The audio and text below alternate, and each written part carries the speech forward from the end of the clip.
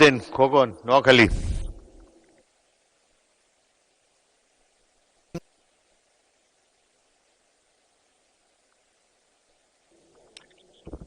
মাননীয় স্পিকার, আপনাকে ধন্যবাদ। মাননীয় স্পিকার, আমি মাননীয় স্পিকার আপনাদের মাধ্যমে মাননীয় জ্বালানি মন্ত্রীকে প্রশ্ন করতে চাই, এটা তথ্য দিতে চাই।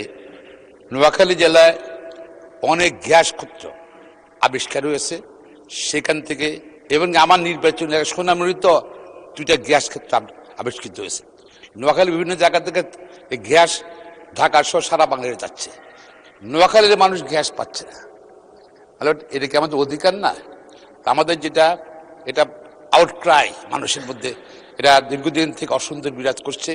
আমাদেরকে গ্যাস দিয়ে সারা বাংলাদেশের নেই, কিন্তু আমি মাননীয় জ্বালানি মন্ত্রী অনুরোধ জানতে চাই, উনার কি এই নোয়াখালীর মানুষকে গ্যাস দিবেন কিনা এবং গ্যাস চাবেন, বিকজ নোয়াখালী গ্যাস নোয়াখালী দেন, ওখান থেকে আপনি সারা বাংলাদেশ বাকিটা দেন। মাননীয় মন্ত্রী। মাননীয় স্পিকার, আপাতত আমরা গ্যাস ফিল্ড থেকে কোনো গ্যাস বাড়িতে দিচ্ছি না। এটা মোটামুটি আমরা শিল্প কারখানায় দেওয়ার চেষ্টা করছি বেশি। যখন বাড়িতে যাওয়ার পরিকল্পনা হবে তখন আমরা দেব। ধন্যবাদ স্পিকার। ধন্যবাদ।